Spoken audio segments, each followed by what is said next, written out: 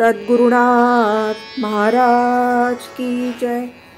परमपूज्य महायोगी स्वामी उमानंद सरस्वती ताई आपल्याला शांभवोपायाचं 7वं सूत्र आणि त्याचा अर्थ स्पष्ट करीत आहे।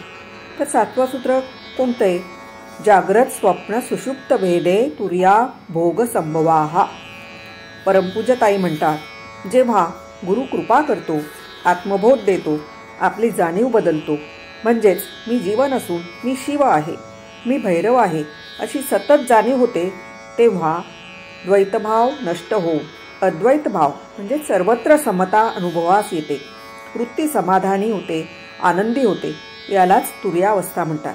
मग योगी जेव्हा तुर्यावस्थेत जातो तेव्हा हा आनंदाचा अनुभव तो जागृती, स्वप्न, सुषुप्ती या तिन्ही अवस्थांमध्ये घेऊ शकतो।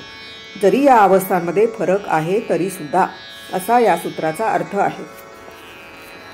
तिन्ही अवस्थांमध्ये भेद आहे, प्रत्येकाचं वाहन वेगळं, तरी तुर्यावस्थेतील आल्हाददायी, अत्यानंददायी अनुभव जागृतीमध्ये, स्वप्नामध्ये किंवा सुषुप्तीमध्ये योगी घेऊ शकतो।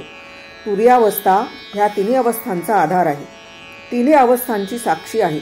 म्हणून हे सूत्र सांगतं की जागृती असो, स्वप्न असो की सुषुप्ती, हा जो तुर्याभोग आहे तो कायम संभव आहे। तुर्यावस्था म्हणजे अखंड आनंदाची अवस्था, आणि ती आनंदाची अवस्था जी आहे योग्याची, ती इतर तिन्ही अवस्थांमध्ये तुर्येचा आनंद तो भोगतो। तुर्येची जाणीव म्हणजेच शिवाची जाणीव, मी शिव आहे, मी भैरव आहे, ही जाणीव दृढ होते। मग त्याला इंद्रिय दमन करायला नको की मनशमन करायला नको। तुर्यावस्था या अलौकिक अवस्थेला पोहोचून सुद्धा तो योगी जागृतावस्थेत लौकिक व्यवहार पण आनंदाने, आरामात, अगदी सहज करतो। तसंच स्वप्न आणि सुषुप्तीमध्येही तो आनंदापासून पारखा होत नाही, तो स्वतः आनंदी असतो आणि दुसऱ्यालाही आनंदी करतो।